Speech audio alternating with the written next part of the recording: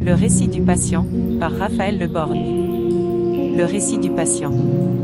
Le docteur Alexander, psychiatre et clinicien, se retrouve face à un patient singulier. Ce dernier, hospitalisé après s'être mutilé les yeux et les tympans lors d'une intervention policière, ne cesse de répéter en boucle certains événements de sa vie, notamment son emploi du temps avant son internement et la nuit précédant celle-ci. Le médecin prend attentivement note de son récit.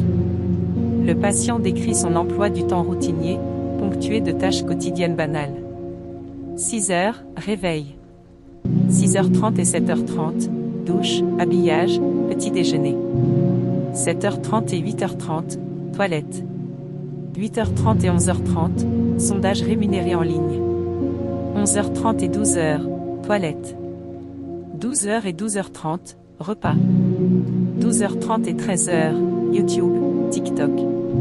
13h et 18h30, téléconseiller. 18h30 et 19h, toilette. 19h et 19h30, repas. 19h30 et 20h, lave-vaisselle. 20h et 21h, marche dans la maison.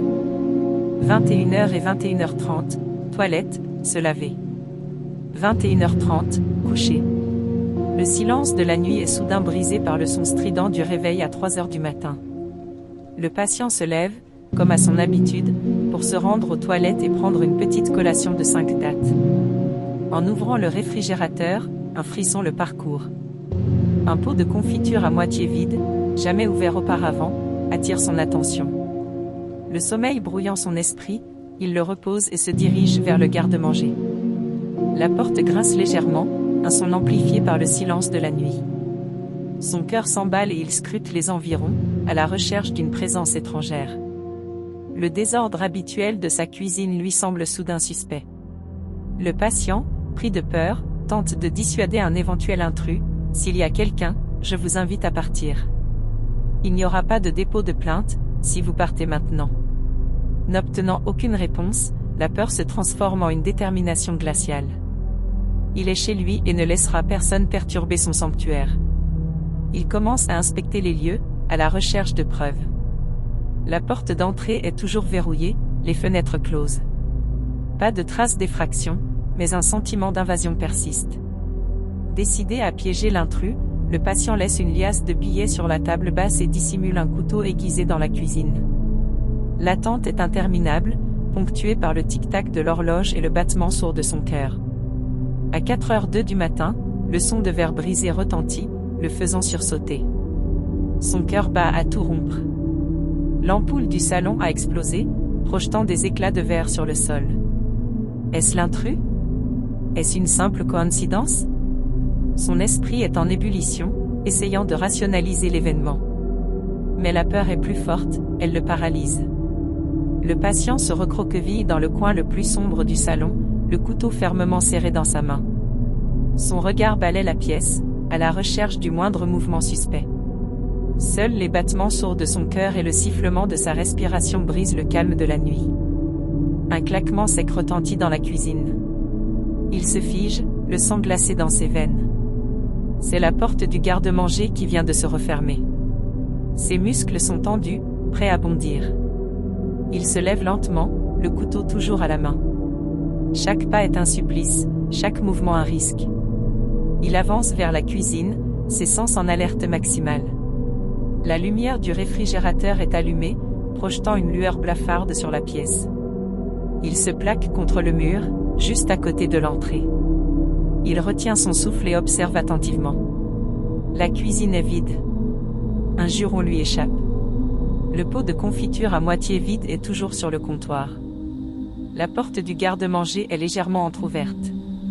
Au bord de la crise de nerfs, il demande à nouveau « Je réitère ma proposition.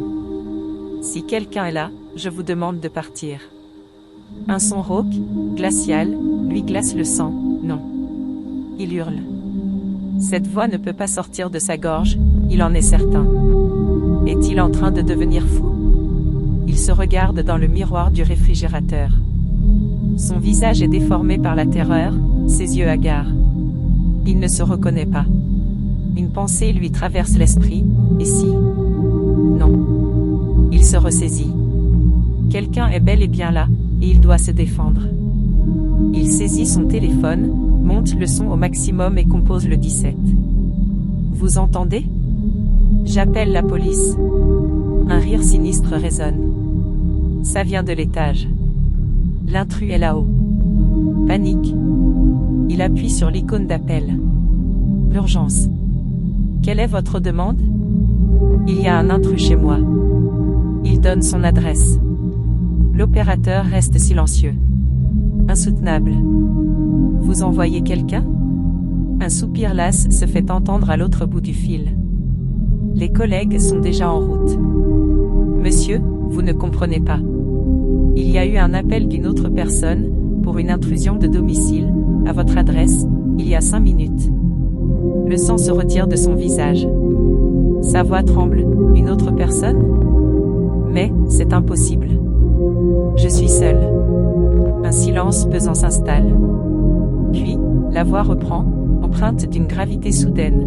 Monsieur, restez calme et ne bougez pas, verrouillez-vous dans une pièce et attendez l'arrivée des patrouilles. Nous serons là d'ici quelques minutes.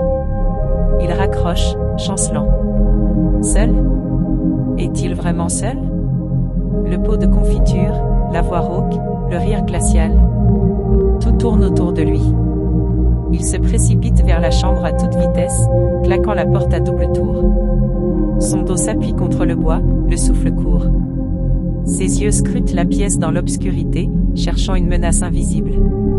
Le silence n'est plus paisible, il est lourd de questions. Qui a appelé la police avant lui? Et si l'intrus n'était pas humain? Des frissons le parcourent. Une obscurité plus profonde semble se tapir dans le coin de la pièce, comme si les ombres elles-mêmes prenaient vie. Il serre le téléphone contre lui, sa chaleur le rassurant un peu.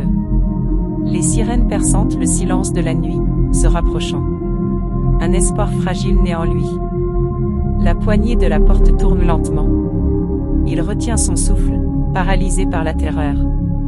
Est-ce la police ou... La porte s'ouvre brutalement. Il crie, brandissant son couteau en tremblant. Là, sur le seuil, se tiennent 2 policiers. Leurs visages sont tendus, leurs armes pointées vers lui. « Monsieur, on vous a appelé pour une intrusion. Lâchez le couteau et mettez-vous à terre. » Le patient s'arrête brusquement de parler, ses yeux vides fixant un point dans le vide. Le docteur Alexander note scrupuleusement son récit, un profond malaise l'envahissant. Qu'est-ce qui a bien pu se passer cette nuit-là?